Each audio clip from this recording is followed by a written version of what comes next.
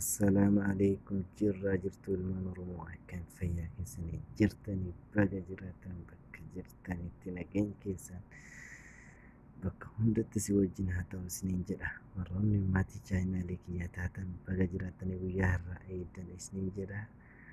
Barnoota qabadheetiin isin dhufee barnootaan isiniif fidee akka irraa baratan abdii qaba isiniin jedha. Warroonni chaayinaalee kiyya sabskraayibii godhin akka sabskraayib gootan isin gaafadha. Akka sabskraayib gootan ammoo galatoomaa isiniin jedha.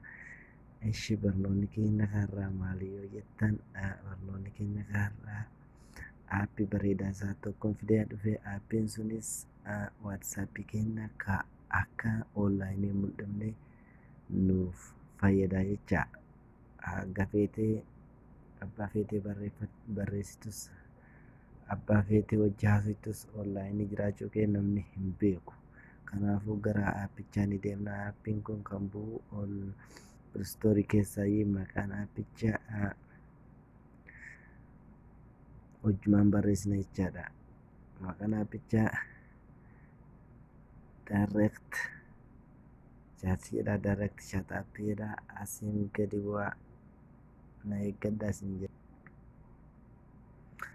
Aappiin keenya gabbu'e jechuudha. Gabbu'ee akkamitti akka irratti deebisnee akkamitti akka nu fayyadu wajjin ilaalla. Open jennaani. Kanatti aansuudhaan akkana jira jecha. Kun akkana jira. Boodas kanneen cufame kanneen ni banna jecha. Cufaa kana ni banna.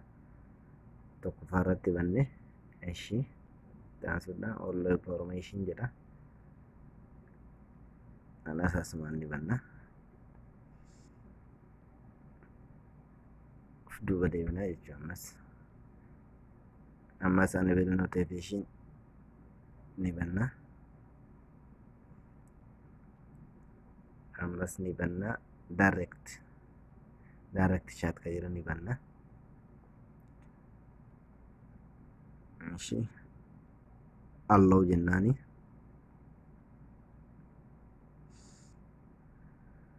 Allow jennaani na hordofa. Amma baname jechuu akkanatti.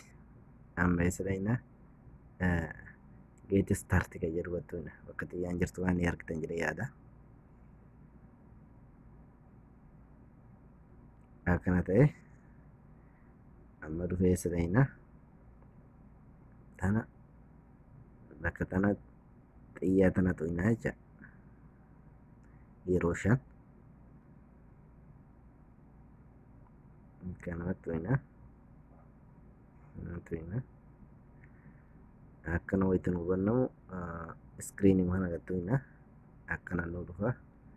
Eessadha aappis kan jedhu biradha. Aappis kan jedhu tu'ine baname jecha dhumateeraati. Haganuma dhumatee kana waan ta'eef waatsaappiin keenya akkanatti yoggaa baname wayitan nama sanii walii barreessinu nama san biratti onlaayiniin kenna mul'atu jecha. Har'a yoo irraa baane sa'aatii har'aa kana mul'ata malee kan yeroo san onlaayinii irra yeroo hin mul'atu jechaadha. Amma waatsaappiidhaan yeroo walii barreessitanitti waatsaappii keessa seentanii walii barreessuu osoo hin taane aappii kana keessa seenteetiin walii barreessita. Maaliif onlaayinii dhokachuu waan barbaadduuf waatsaappii keessa hin seentu jecha. Aappicha keessa seenteetiin aappicha keessa walii barreessita. Hoogganaan tokko meeseejii sirra dha'e inni ufumaan iskiriinii kee irratti dhufa. Ati yeroo san waatsaappii keessa seentu iskiriinii keessa seenteeti aappichuma san keessa seenteeti walii barreessitaan jedha. Walii barreessitaan waatsaappii keessa seentu. Kanaafuu galatoomaa isin jedha.